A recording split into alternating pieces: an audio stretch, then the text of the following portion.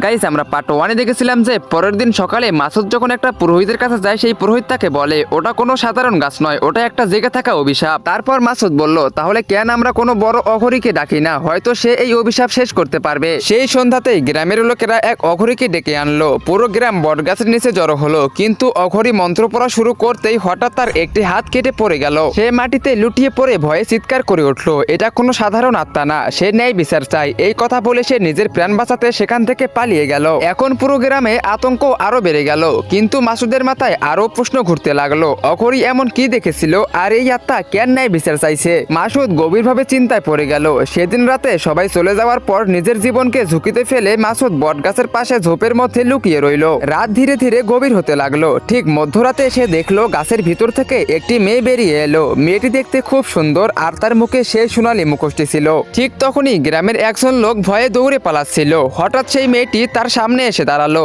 লোকটি চিৎকার করার আগেই মেয়েটি এক আঘাতে তার মাথা চিবিয়ে ফেললো, কিন্তু পরের মুহূর্তেই মেয়েটি ধোঁয়ায় মিলিয়ে গেল আর সেই লোকটি ছটপট করতে করতে মাটিতেই পড়ে মারা গেল। এই দৃশ্য দেখে মাসুদের বুক জোরে জোরে ধুকধুক করতে লাগলো। এখন তার মাথায় শুধু একটাই প্রশ্ন, এই মেয়েটি কে আর এত নির্মমভাবে মানুষকে কেন হত্যা করছে? এটা কি কোনো অভিশপ্ত আত্মা নাকি কোনো পুরনো পাপের প্রতিশোধ? তো বন্ধুরা, এই বটগাছের ভিতরে লুকিয়ে থাকা সেই মেয়েটি আসলে কে আর সে মানুষদের কেন মারতেছে, এই রহস্য যদি আপনিও জানতে চান তবে ভিডিওতে লাইক করে কমেন্ট বক্সে কমেন্ট করুন। পার্ট 3।